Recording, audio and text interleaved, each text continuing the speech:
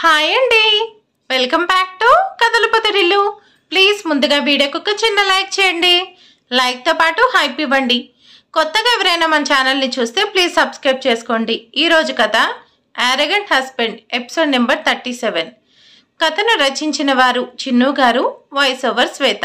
ఇక కథలోకి వెళ్ళిపోదాం. ఓం శక్తి. దుర్గాదేవి ఆశీస్సులతో జ్యోతిష్యం చెప్పబడును. మీ యొక్క ప్రతి సమస్యకి పరిష్కారం చెప్పబడును. అన్ని విషయాలు ఫోన్లో స్వయంగా చెప్పబడును. విద్య, ఉద్యోగ సమస్యలు, వ్యాపారములో, వ్యవసాయములో నష్టాలు రావడం, శత్రుభయం, నరదిష్టి, నాగదోషం, భార్యాభర్తల మధ్య కలహాలు రావడం, పిల్లలు పెద్దల మాట వినకపోవడం, ఆరోగ్య సమస్యలు, ఆర్థిక సమస్యలు, గాలి, గ్రహ, చెడు ప్రయోగాల నుండి నివారణ చేయబడును. స్త్రీ మరియు పురుష వశీకరణం చేయబడును. స్త్రీ పురుషులకు ఎటువంటి సమస్యలున్నా 100% పరిష్కారం చూపబడును. గురువుగారు సుబ్రహ్మణ్యం రాజు గారు. మీరు సంప్రదించాల్సిన ఫోన్ నెంబర్ 7075662225. ఎటువంటి సమస్యలకైనా ఖచ్చితంగా పరిష్కారం చేయబడును. కాసేపు టైం స్పెండ్ చేయాలని ఉంది, కానీ ఎలా ఉండాలి జానకి? ఈరోజు డాడీని డిశ్చార్జ్ చేస్తున్నారంట. నువ్వు వెళ్తున్నావా? నేను వెళ్తే వెళ్తాను, ఉంటే ఉంటాను. నాకు చాలా వర్క్ ఉంది. Will you please? షూ బాగా ఓవర్ చేస్తుంది.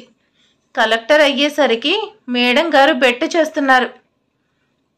ఓకే జానకి, నీకు చాలా వర్క్ ఉందిగా. ఈవినింగ్ లిటిల్ని నేను పికప్ చేసుకుంటాలే. దానికోసం స్కూల్ బస్ ఉంది. నా కూతురు మీద నీ కన్సర్న్ అవసరం లేదు. మీ పని మీరు చూసుకోండి. నా కూతురికి ఒకరి అవసరం లేదు. అది ఇండిపెండెంట్గానే ఉంటుంది. మీ నాన్నకు మీ అవసరం ఉంది, అక్కడికి వెళ్ళండి అంటూ బెల్ ప్రెస్ చేస్తుంది జానకి. రాక్షసి, కనీసం మాట్లాడే ఛాన్స్ ఇవ్వకపోతే ఎలానే అంటూ ప్యూన్ రావడంతో కొరా చూస్తూ బయటకు వెళ్ళిపోతాడు హర్ష. సార్, కలెక్టర్ సైన్ చేసేసారా? ఏయ్, కలెక్టర్ ఏంటి విశాల్? మేడం, రెస్పెక్ట్ ఇవ్వడం తెలీదా?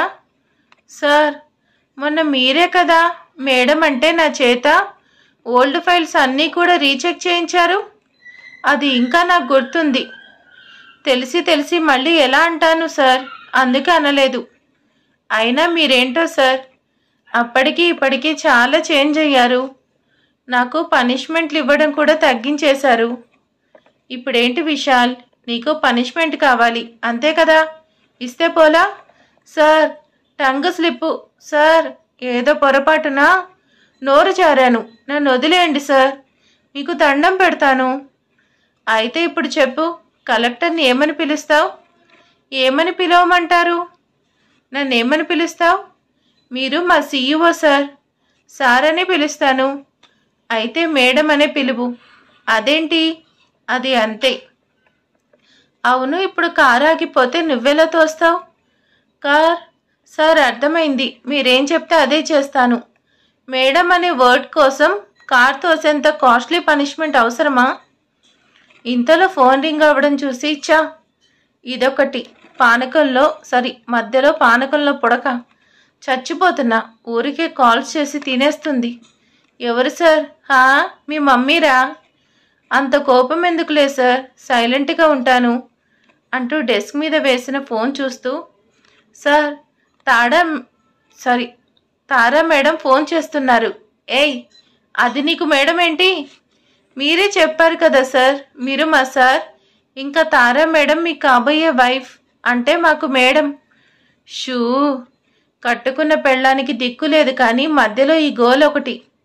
దారిని పోయే కంపను పని కట్టుకొని తగిలించుకున్నా. ఏదో ఒకటి చేసి ఈ న్యూసెన్స్ నుంచి బయటపడాలి. ఈరోజు జాను మీద కోపం దీన్ని పెళ్లి చేసుకుంటాను అనేలా చేసింది.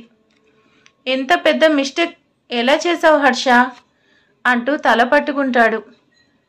బేబీ, ఆ హర్ష కాల్ చేశాడా లేదా అంటూ అడుగుతాడు జేపీ.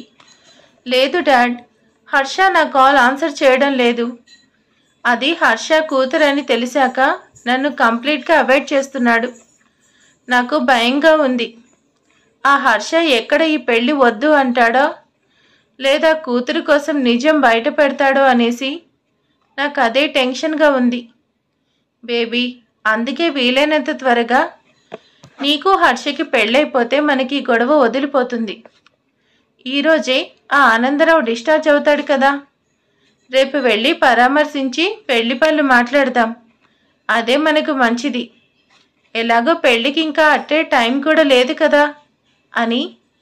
వన్స్ పెళ్ళైతే ఆ హర్ష కూడా ఇంకేం చేయలేడు. అవును డాడ్, త్వరగా పెళ్లి పనులు మొదలు పెట్టాలి. ఇద్దరికీ ఒకరంటే ఒకరికి ఇష్టం లేకపోయినా కూడా వాళ్ళ మధ్య పిల్ల పిశాచి ఉందిగా. కానీ డాడ్, జీన్స్ అంటే దాన్ని చూస్తే చెప్పేయచ్చు. హర్ష నోట్లో నుంచి ఊడిపడింది. ఆ మాటలు, ఇగో, యాటిట్యూడ్, అమ్మో, ఇప్పుడే ఇలా ఉందంటే రేపు పెద్దయితే దాన్ని తట్టుకోలేను. పొరపాటున కూడా హర్షకి, జానకి దాన్ని ఇవ్వకూడదు. ఇస్తే నాకు ప్రాబ్లం. హాహా, అది ఇవ్వదులే బేబీ, దానికి ఉన్నది అదేగా. అయినా నీ పెళ్ళైన తర్వాత అది ప్రాణాలతో ఉంటేనే కదా. ఆ జానకి నాకు చేసిన దానికి పగ తీర్చుకోవాలి కదా. దాని కూతుర్ని చంపే తీరుతాను. అప్పుడే నా పగ తీరుతుంది. సార్ సార్, షూ, ఏంటయ్యా నీ గోలా? కాసేపు కూడా సైలెంట్గా ఉండలేవా? మళ్ళీ ఆ పిల్ల కోసం వచ్చారా? ఆ పిల్లెవరు? సార్, నా కూతురు. ఊరుకోండి సార్, జోక్స్ వేయడానికి నేనే దొరికానా? ఏంటి మీకు ఇంకా పెళ్ళే కాలేదు? మీకు కూతురేంటి? మరి నేనే కనిపించానా సార్ మీకు? షూ, మన మగాళ్ళలో ఉన్నది ఇదేనయ్యా. నిజం చెప్తే నమ్మం, చూసిందే నిజమని నమ్ముతాం. తీరా నిజం తెలిసాక అనుకుంటే మాత్రం ఏమొస్తుంది? చేతులు కాలాక ఆకులు పట్టుకుని ఏం లాభం? నేను చెప్పేది నిజం విశాల్. లిటిల్ నా కూతురే, నా బంగారం, మా అమ్మ. ఏంటి సార్ అలా అంటారు? ఆ అమ్మాయి మీ కూతురైతే మిమ్మల్ని డాడీ అని పిలవాలి కానీ మిమ్మల్ని చాక్లెట్ అంటుంది. మీరు కూడా లిటిల్ అంటున్నారు కదా. నేనే తండ్రి అనేసి నా కూతురికి తెలీదు, అందుకే అలా పిలుస్తుంది. జోక్స్ వేయడానికి నేనే దొరికినట్టున్నాను సరుకి అని మనసులో అనుకుంటూ సైలెంట్గా ఉంటాడు విశాల్. ఏంటయ్యా సైలెంట్గా ఉన్నావు? నన్ను నమ్మడం లేదా? నేను చెప్పేది నిజం కాదనుకుంటున్నావా? అంటే నిజం చెప్తాను, మీరు మళ్ళీ పనిష్మెంట్ అవి అంటే నా వల్ల కాదు. మీరు చెప్పేది నేను నమ్మడం లేదు సార్. నన్ను ఆడుకుంటున్నారు అనుకుంటున్నా. ఓకే, నీ ఇష్టం, అలానే అనుకో. నాకు ఫరక్ లేదు, కానీ నా కూతురు ముందు నోరు తెరిచావో చచ్చావే. నా బంగారు తల్లి ఎప్పుడొస్తుందో అని అనుకుంటూ స్కూల్ ఎంట్రన్స్ వైపు చూస్తున్నాడు. అంతలో నివి రావడం చూసి తనను ఎత్తుకొని కార్ దగ్గరకు వస్తున్నాడు. సార్, నాతోనే జోక్స్ వేస్తున్నారు. సార్కి కూతురుంటే పెళ్ళెలా చేసుకుంటారు? కానీ ఆ పిల్ల కూడా మా సార్ లాగానే పెద్ద టపాకాయ్. నిన్న నన్నే హడలెత్తిచ్చింది అంటూ వాళ్ళని చూస్తూ సార్ అన్నారు అనే నాకెలా ఉందో అనేసి నాకలా ఉందా లేదా? అలానే ఉన్నారా? ఇద్దరు ఫీచర్స్ కూడా చాలా సిమిలర్గా ఉన్నాయి. చాక్లెట్, ఈ అంకుల్ని మళ్ళీ తీసుకొచ్చావా? ఎందుకు మనతో ఈ అంకుల్ చెప్పు? పనిపాట లేకుండా నీ వెనకే తిరుగుతున్నాడు. హాహా, ఆ అంకుల్ నా సెక్రటరీ లిటిల్. ఓహో, అయితే నువ్వు ఆఫీస్లో ఉండకుండా మా చాక్లెట్ వెనకే ఏం చేస్తున్నావు? ఇలా పని చేయకుండా నీకు జీతం ఇవ్వాలా మా చాక్లెట్? నువ్వు వెంటనే ఈ అంకుల్ని పంపించేయి ఆఫీస్కి. ఇంతవరకు పని చేయకుండా ఉన్నందుకు పనిష్మెంట్ కూడా ఇవ్వు చాక్లెట్. ఓకే లిటిల్, నువ్వు చెప్పావుగా, అంతే చేద్దాంలే అంటూ నివిని కారులో కూర్చోపెట్టి డోర్ వేసి, ఏంటయ్యా అలా నోరు తెరిచావు? దోమలు ఈగలు పోతాయి, నోరు ముయ్ అని అనగానే, సార్, డౌట్ లేదు, ఈ పాప మీ పాపే. అమ్మో, ఇప్పుడే ఇలా ఉంది, రేపు పెద్దయితే మీకు డిట్టో. హర్ష కూల్గా నవ్వుతూ, మరేమనుకున్నావు నా కూతురంటే అని ప్రౌడ్గా చెప్తాడు. సార్, నిజంగా ఈ పాప మీ కూతురా? విశాల్, ఇంకా నమ్మవా? నివేదిత నా కూతురే. సార్కి పెళ్ళి కాలేదు, ఆయన కూతురుంది అంటున్నారు. ఈ పిల్ల చూస్తే అచ్చం సార్ గారి డౌటే లేదు. ఏంటయ్యా ఇంకా తిక్కుతున్నావు? సార్, మరి పాప మదర్ ఎవరు సార్? జానకి. చాలా సింపుల్గా ఆన్సర్ చేస్తాడు. చాక్లెట్ అంటూ డోర్ కొడుతున్న నివిని చూస్తూ, వస్తున్నా అంటూ సైగ చేసి కారు అటువైపు వెళ్తుంటే, సార్, మళ్ళా ఏంటయ్యా నీ నాసా? అవతల నా కూతురు పిలుస్తుంది. ఇంకొక లాస్ట్ డౌట్. పాప మదర్ పేరు జానకి అంటే జానకి ఐఏఎస్ మీ కలెక్టర్, మా ఆవిడ కలెక్టర్ అంటూ బాంబు పేల్చేసి కూల్గా వచ్చి కారెక్కి హార్న్ ప్రెస్ చేస్తాడు. దెబ్బకి మెంటల్ లేచిన విశాల్ హార్న్ సౌండ్కి తేరుకొని లోపలికి ఎక్కుతాడు. పాప మీ అమ్మ పేరేంటి? నీకెందుకు చెప్పాలి? ప్లీజ్ పాప చెప్పవా? చెప్పే లిటిల్. మా అమ్మ పేరు జానకి, జానకి ఐఏఎస్. చాలా చాక్లెట్. ఇప్పుడు ఎక్కడికి వెళ్దాం? ఇప్పుడు మీ తాతయ్య డిశ్చార్జ్ అవుతున్నారు, మనం హాస్పిటల్కి వెళ్దాం. మీ అమ్మ కూడా అక్కడికే వస్తుంది, సరేనా? వెళ్దామా లిటిల్ అంటూ కార్ స్టార్ట్ చేస్తాడు. అమ్మో, సారేంటి ఇలా అంటున్నారు? ఇది నిజమా లేక జోక్ చేస్తున్నారా? ఏంటో ఇంత పెద్ద పేల్చి సార్ కూడా ఇంత కూల్గా ఉన్నారు అనుకుంటూ ఆలోచిస్తూ ఉన్నాడు విశాల్. వెళ్తున్నంతసేపు కూడా హర్షతో ఆటలాడుతూ గోల చేస్తూ కాసేపటికి అలానే కారులో నిద్రపోయింది. హాస్పిటల్కి వెళ్ళేసరికి 2 hours పట్టేసరికి హాస్పిటల్ లాబీలో కారు ఆపి నివి వైపు చూసుకుంటూ ఉన్నాడు ప్రేమగా. సార్, మనం హాస్పిటల్కి వచ్చి చాలాసేపు అయింది, మీరు ఇంకా ఇలానే ఉన్నారు సార్. సార్ దగ్గరికి వెళ్దామా? విశాల్, చూసావా నా బుజ్జి తల్లి ఎంత క్యూట్గా నిద్రపోతుందో? చూస్తుంటే అలానే చూస్తూ ఉండిపోవాలనిపిస్తుందిరా. నా లిటిల్ ఏంజల్ని ఇన్నాళ్ళు చాలా మిస్ అయిపోయాను, ఇప్పుడు క్షణం కూడా వదిలి ఉండలేకపోతున్నా అంటూ నివి తల నిమురుతూ, నా చిన్ని తల్లి నన్ను నాన్న అని పిలిచే రోజు ఎప్పుడొస్తుందో? సార్, మీరు చెప్పేది నాకేం అర్థం కావడం లేదు. కలెక్టర్ గారు మీ భార్య ఏంటి? మరి ఇప్పుడు పెళ్లి చేసుకుంటున్నారు? అదంతా పెద్ద కథ విశాల్. నా మూర్ఖత్వం నన్ను నా వాళ్ళని దూరం చేసింది. నా వాళ్ళని నా ముందే పెట్టుకొని ఎవరో కూడా నాకు తెలియనట్టు ఉండేలా చేసుకుంది. అంతా నేనే. నా బంగారు తల్లి నా లైఫ్లోకి వచ్చేదాకా కళ్ళున్నా చూడలేని గుడ్డివాడినయ్యి నా భార్యని దూరం చేసుకుంటే ఈ బంగారాన్ని తెలియకుండానే దూరం చేసుకున్నా. ఈ లిటిల్ నా అదృష్టం. మా అమ్మ ఇదే లేకపోతే నేను నా లైఫ్ మొత్తం మిస్ అయ్యేవాణ్ణి. ఈ చిన్ని తల్లి కోసం నా అన్వేషణ మొదలు పెడితేనే నా జాను నాకు మళ్ళీ దొరికింది. నిజంగా లిటిల్ మా అమ్మే నా కోసమే మళ్ళీ నా కూతురుగా పుట్టింది. నన్ను నా జానుని మళ్ళీ కలపబోతుంది అంటూ నుదుటిన కిస్ చేస్తూ, ఒకసారి మీ అమ్మ నన్ను క్షమించమని. బంగారం, నిన్ను కాళ్ళ కింద పెట్టకుండా చూసుకుంటాను. నీ అరికాళ్ళు నా గుండెలపై పెట్టుకొని నడిపించుకుంటాను. మీ అమ్మ చాలా మంచిది బంగారం. నేను చేసిన దానికి చాలా కోపంలో ఉంది.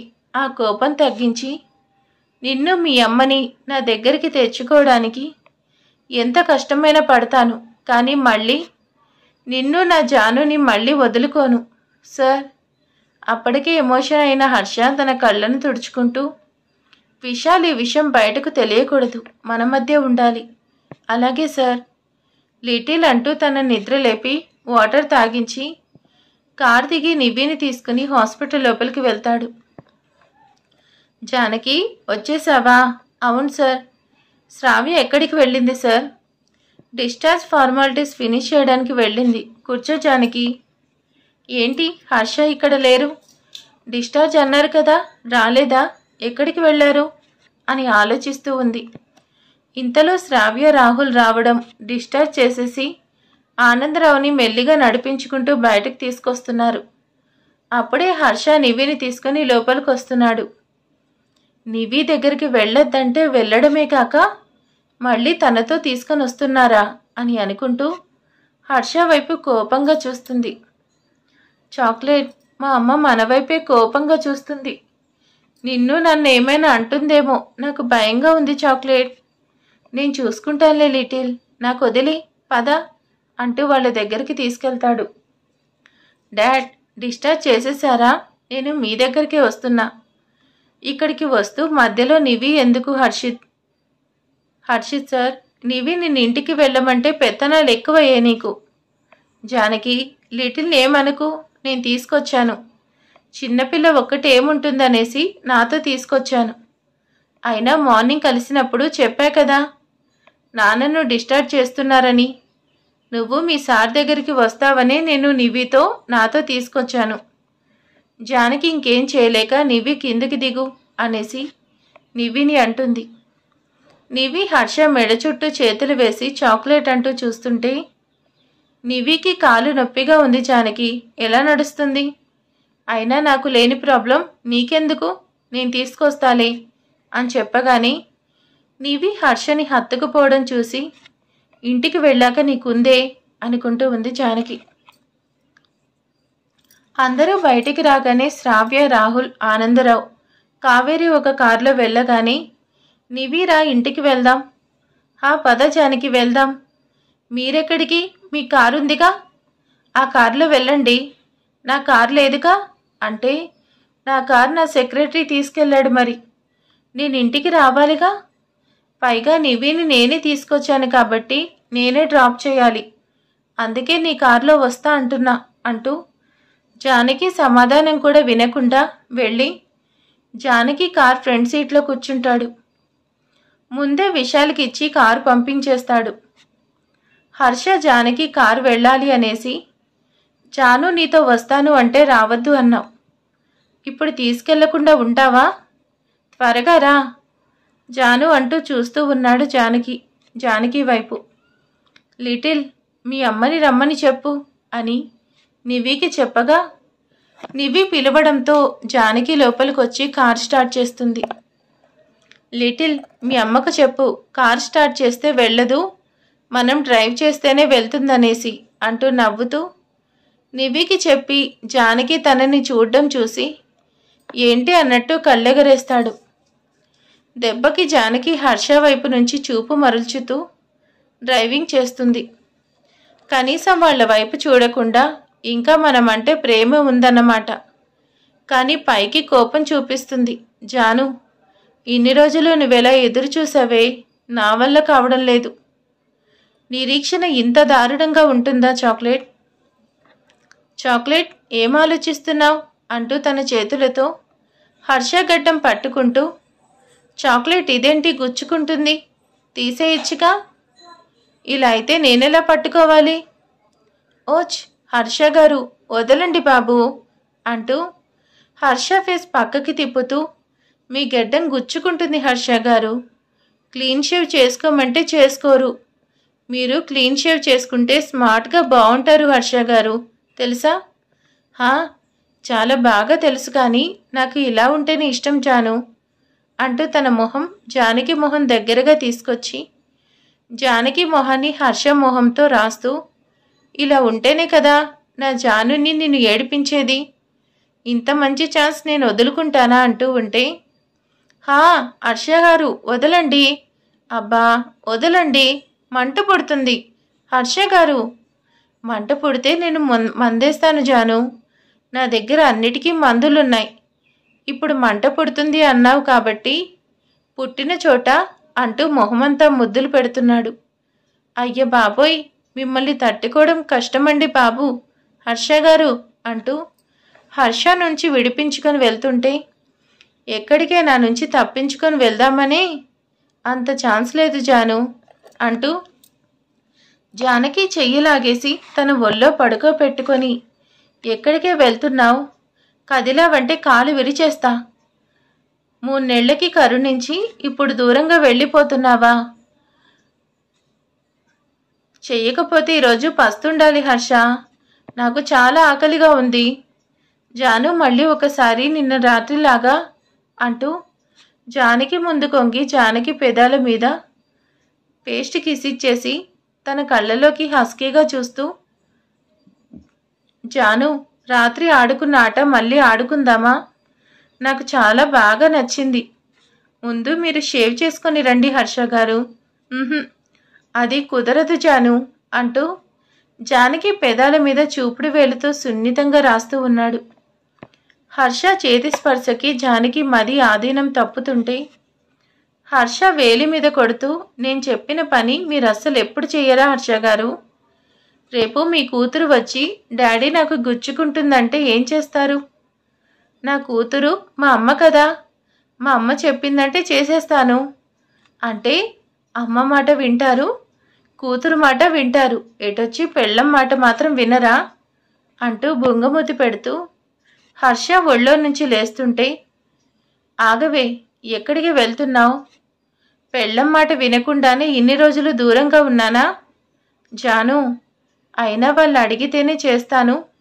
నువ్వు అడగకుండానే నీకు నచ్చింది చేస్తున్నానుగా జాను. ఎందుకంటే ఐ లవ్ యూ జాను. ఒక్కసారి లవ్ యూ టు చెప్పవే, వినాలని ఉంది. చెప్పను హర్ష గారు అంటూ జానకి నవ్వుతుంటే, నిన్నిలా కాదే అంటూ జానకి మీద దూకుతూ తనని పూర్తిగా ఆక్రమించేస్తాడు. Chocolate, chocolate. ఇద్దరు కూడా ఒకేసారి గతం తాలూకు జ్ఞాపకాల నుంచి బయటికి రాగా ఒక్క క్షణం ఒకరి కళ్ళలోకొకరు చూస్తూ జానకి నివి మాటలకు తేరుకుంటూ కళ్ళు పక్కకి తిప్పేస్తుంది. కళ్ళలో తిరుగుతున్న నీళ్ళని తెలియకుండా వేలితో పక్కకి తిరిగి తుడుచుకుంటుంది. చాక్లెట్. జానకి బాధపడడం చూస్తూ, ఐఎమ్ సారీ జాను. ఈరోజు ఈ కన్నీళ్లకు నేనే కారణమయ్యాను. గడిచిన జ్ఞాపకాలు నీకు బాధని మిగులుస్తాయి అనుకోలేదు. తీయని జ్ఞాపకాలుగా మిగిల్చినవి మరిచిపోలేని నరకం చూపిస్తున్నాయి. ఎన్నో కలలు కన్నాము, అన్నీ ఇలా మిగిలిపోయాయి అనుకోలేదు అనుకుంటూ నివిని గుండెలకు హత్తుకుంటూ, నీకోసం ఎన్ని కలలు కన్నామో అన్నీ ఇలా పాడు చేసేశాను నివి. ఐఎమ్ సారీ బంగారం అని అనుకుంటూ, నువ్వు చెప్పావుగా లిటిల్, రేపు తీసేస్తానులే అని చెప్పి ఇంకేం మాట్లాడలేక కళ్ళు మూసుకొని చైర్ వెనక్కి వాలుతాడు. ఆ సిచ్యువేషన్ అండ్ జానకి ఫేస్ చేయలేక, హర్షిత్ సార్, మీ ఇల్లు వచ్చింది, మీరు వెళ్తే మేము మా ఇంటికి వెళ్తాము అన్న జానకి మాటలకి కళ్ళు తెరిచి ఒళ్ళో నిద్రపోతున్న నివిని ఎత్తుకొని బయటకు తీసుకొచ్చి బ్యాక్ సైడ్ పడుకోబెడతాడు. జానకి, నీతో ఒకసారి మాట్లాడాలి, కొంచెం బయటకు వస్తావా? నాతో మీరేం మాట్లాడాలి? నాకేం మాట్లాడాలని లేదు, నేను వెళ్ళాలి. జానకి ప్లీజ్, ఒక్కసారి నాకు సరిగ్గా అడగడం కూడా తెలీదు. జానకి, ఇంతకంటే అడగడం కూడా చేత కాదు, నన్ను అర్థం చేసుకో. అమ్మో హర్షబాబు, ఎంత బెండయ్యాడు, ఇంత బెండయ్యాడు, మరి అసలు విషయం చెప్పేస్తాడో లేదో. ఒక్కసారి జానకి, ఎక్కువ ఇబ్బంది పెట్టను. జానకి హర్ష అలా అనేసరికి కాదు అనలేకపోతుంది. కిందకి దిగి త్వరగా చెప్పండి అని జానకి అనగానే, ఏం చెప్పాలో, ఎలా చెప్పాలో, ఎక్కడి నుంచి మొదలు పెట్టాలో అనేసి అర్థం కాక, అడగడం అయితే అడిగాను కానీ ఏం చెప్పాలి? జానకి, జరిగిందంతా మర్చిపోదాం, పాస్ట్ ఈజ్ పాస్ట్. నువ్వు నేను మన పాప, ఇలా చెప్పయ్యనా? కాదు కాదు జానకి, ఐఎమ్ సారీ. నిజం తెలియక చాలా మాటలు అన్నాను. నా తప్పు నేను తెలుసుకున్నాను, నన్ను క్షమించు.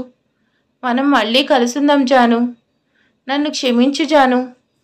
ఇలా అంటే, లేదు లేదు, ఇలా కూడా కాదు. హర్షిత్ సార్, త్వరగా చెప్పండి, ఏం మాట్లాడాలి? అదే చెప్తున్నా జాను. గొడవ పడితే అన్ని మాటలు వస్తాయి కానీ ఇప్పుడేంటి జాను, ఒక్క మాట రావడం లేదు టైంకి? మాటలు కూడా రావా? ఫైనల్ జానకి, నా తప్పు తెలుసుకున్నానని. నీ తప్పేం లేదు, నాదే తప్పు. నీ మాట వినకుండా నేనే ఏదో అనుకున్నాను. ఎస్, ఇది పర్ఫెక్ట్ అని జా. రే మామా అంటూ వచ్చి హర్షని హక్ చేసుకుంటాడు. జానకితో మాట్లాడాలి అనుకున్న హర్ష ఎవరో రావడంతో ఆగిపోతాడు. రే మామా, బావున్నావా? నీకు పెళ్లి కుదిరిందంటగా అంటూ ఆపకుండా మాట్లాడేస్తున్నాడు ఉల్లాస్. నువ్వెప్పుడొచ్చావురా? ఈరోజే వచ్చాను మామా, నీకోసమే వెయిట్ చేస్తున్నా. నీకు తారాకి పెళ్లి ఫిక్స్ అయిందంటగా, అందుకే వచ్చాను. మీ ఇద్దరి పెళ్లి చేసే వెళ్తాను. పదరా మామా, చాలా రోజులు కలిసాం, మనం పార్టీ చేసుకోవాలి అంటూ జానకి వైపు చూసి, రేయ్ మామా, ఈ బ్యూటీ ఎవరు? జానకి ఉల్లాస్ అన్న మాటకి చివుక్కున వాడి వైపు చూసి కారుకి కార్ స్టార్ట్ చేసుకుని వెళ్ళిపోయింది.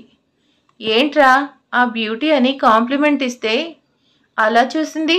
నేనేమన్నాను? రేయ్ ముందు పద అంటూ వెళ్తున్న జానకి కారు వైపు చూసి, జాను ఈరోజు కుదరలేదు అని అనుకుంటూ, లోపలికి వెళ్ళాడు తనని తీసుకొని. రేయ్, ఎవర్రా బ్యూటీ? Ullas, don't irritate. ముందు వెళ్ళి ఫ్రెష్ అవ్వు. అయినా వీడెందుకు వచ్చాడు? ఈ తారాకి పని పాట లేదు అనుకుంటూ లోపలికి వెళ్ళాడు. చిన్న, మీ ఫ్రెండ్ ఉల్లాస్ వచ్చాడు. నాన్న మీ పెళ్ళయ్యేంత వరకు ఇక్కడే ఉంటాడు. అవును అంకుల్, ఇక్కడే ఉంటాను. మా నోడి పెళ్లి చేయకుండా ఎలా చెప్పు? డాడ్, మీరు రెస్ట్ తీసుకోండి. రేయ్ నువ్వు పద అని ఉల్లాస్ని తీసుకొని తనకి రూమ్ చూపించమని చెప్పి హర్ష తన రూమ్కి వెళ్ళిపోతాడు. హలో, హాయ్ తారా, ఏంటి కాల్ చేసావు? వెళ్ళానా లేదా అని, అక్కడే ఉన్నానా లేదా అనే నేను మాటిచ్చాను అంటే చేయకుండా ఉంటానా? నీకు హర్షకి పెళ్లి చేయడమే కాదు, నువ్వు చెప్పిన పని కూడా చేస్తాను. హర్ష వాడి కూతురు కలవకుండా చేస్తాను అంటూ కాల్ కట్ చేసి, అదే కాదు ఇంకా నేను చేయాల్సిన పని చాలా ఉంది. జానకి ఐఏఎస్ కలెక్టర్ని పెళ్లి చేసుకుంటే మనకి చాలా లాభాలున్నాయి. పైగా పెళ్ళై పిల్ల ఉన్నా ఇంకా పెళ్లి కాని దానిలానే ఉంది. ఎలాగో మొగుడిని వదిలేసింది, ఖాళీగా ఉంది. కొంచెం ట్రై చేస్తే నాకు యూజ్ అవుతుంది. దాన్ని పెళ్లి చేసుకుంటే అందం ఇటు పవర్ రెండు దొరుకుతాయి. ఈ పెళ్ళయ్యేలోపు దాన్ని నా ఒళ్ళో పడేసుకోవాలి. దాని కూతురుతో ఫ్రెండ్షిప్ చేస్తే అదే నాకు లైన్ క్లియర్ చేస్తుంది అని అనుకుంటూ ఉన్నాడు ఉల్లాస్. ఏంటి హర్ష గారు, ఏం చేస్తున్నారు? ఏం చేయాలనుకుంటున్నారు? మీ మాటల్లో అంతకు ముందు ఉన్న కోపం ఇప్పుడు కనిపించడం లేదు. ఎందుకు? మీ మైండ్లో ఏం రన్ అవుతుందో నేను ఎస్టిమేట్ చేయలేకపోతున్నా. ఏంటో మీరెప్పుడు ఎలా ఉంటారో నాకు తెలియడం లేదు హర్ష గారు. ఆ రోజు నేను అడిగితే కాదు అన్నారు. ఈరోజు అదే మీ కూతురు అడుగుతుంది. మరిప్పుడు ఏం చేస్తారు? గడిచిన జ్ఞాపకాలు ప్రేమను పెంచుతాయి అనుకున్నా కానీ జ్ఞాపకాలను మాత్రమే మిగులుస్తాయి అనుకోలేదు. బావగారు, మీ హెల్త్ ఎలా ఉంది? ఇప్పుడు పర్లేదు, బానే ఉన్నాను అంటూ కాసేపు ఇద్దరు కుశల ప్రశ్నలు వేసుకుంటూ ఉంటారు. బావగారు, పెళ్లికి ముహూర్తం దగ్గర పడుతుంది. మనం ఇంకా పెళ్లి పనులు మొదలు పెడితే పోతుంది. ఏమంటారు? అంకుల్, హర్ష వాడు పైనే ఉన్నాడు తారా, నేను వెళ్తాను అంకుల్. తారా హర్షకి వాడి రూమ్కి ఇంకెవరు వచ్చినా నచ్చదు. వాడే కాసేపట్లో వచ్చేస్తాడు అని అనగానే తారా సైలెంట్ అవుతుంది. అప్పుడే ఉల్లాస్ రావడం, తారా, ఉల్లాస్ అండ్ రాహుల్ అందరూ మాట్లాడుకుంటూ ఉంటారు. కాసేపటికి స్టెప్స్ దిగుతున్న సౌండ్ చూసి అందరూ స్టెప్స్ వైపు చూస్తారు. నిండు చందమామలా మెరిసిపోతూ ఉన్న హర్షని అందరూ ఒక్క క్షణం చూస్తూ కన్నార్పడం మర్చిపోతారు. ఎప్పుడో 6 నెలల క్రితం ఎలా ఉన్నాడో, 6 ఏళ్ల క్రితం ఎలా ఉన్నాడో ఇప్పుడు అలా ఉన్న హర్షని చూస్తూ ఆనందరావు కళ్ళు చెమర్చుతాయి. నివి కోసమని త్వరగా రెడీ అయ్యి నివి అడిగినట్టు షేవ్ చేసుకుని కిందకొస్తున్న హర్ష కింద ఉన్న వాళ్ళని చూసి తన ఫేస్లో నవ్వు మాయమవుతుంది. మరి ఏం జరగబోతుంది? ఉల్లాస్ జానకిని ట్రై చేయాలనుకుంటున్నాడు. మరి జానకి ఏం చేయబోతుంది అనేది ఇంకా రాబోతున్న ఎపిసోడ్లో తెలుసుకుందాం. Thank you for watching.